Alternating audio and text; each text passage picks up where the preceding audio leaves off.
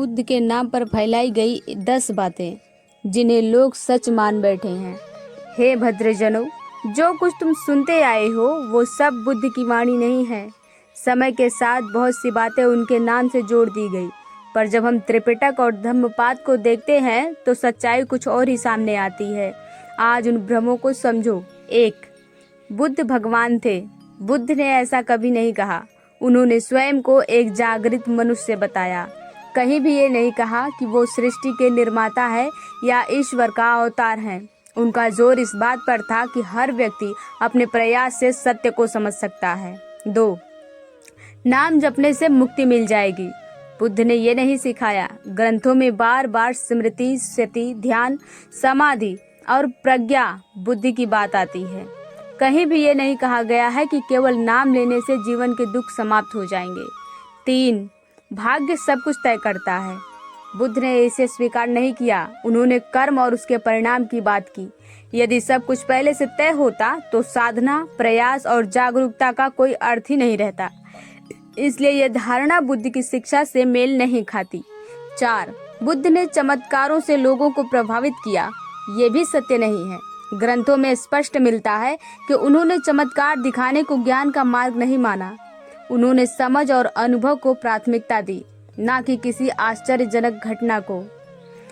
जब इन बातों को ध्यान से देखा जाता है तो स्पष्ट होता है कि बुद्ध का मार्ग बहुत सरल और सीधा था, पर बाद में उसे जटिल बना दिया गया। उन्होंने जो कहा वो जीवन को समझने के लिए था, ना कि किसी विश्वास को थोपने के लिए। अब ये तुम पर है कि तुम सुनी हुई बातों को मानते रहोगे या स्वयं समझने का प्रयास करोगे, क्योंकि सत्य वही है जो जांचने पर भी स्थिर रहे। हे भद्रजनों, पहले तुमने कुछ बातें सुनी, अब आगे और गहराई में चलो। 5.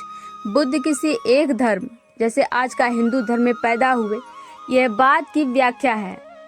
जिस समय बुद्ध का जन्म हुआ उस समय आज के अर्थ में संगठित हिंदू धर्म जैसा एक एकीकृत नाम ढांचा नहीं था। विभिन्न परंपराएं, श्रमण, वैदिक और वैदिक धाराएं साथ साथ थीं।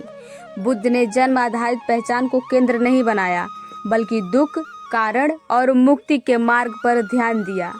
इसलिए उन्हें किसी एक बात की धार्मिक बात की पहचान में बांध देना उनकी शिक्षाओं को सीमित कर देता है। 6. यज्ञ और कर्म कांड से मुक्ति। बुद्ध ने इसे निर्णायक उपाय नहीं माना। कई परंपराओं में बाहरी अनुष्ठानों में अत्यधिक महत्व दिया गया, पर बुद्ध के उपदेशों में बार बार आचरण, ध्यान और प्रज्ञा की बात आती है। ग्रंथों में स्पष्ट है कि केवल विधियां करने से मन की अशुद्धियां समाप्त नहीं होती। परिवर्तन भीतर की समझ से आता है, ना कि केवल बाहरी क्रिया से। 7. जाति से मनुष्य श्रेष्ठ या हीन होता है। बुद्ध ने इसे अस्वीकार किया।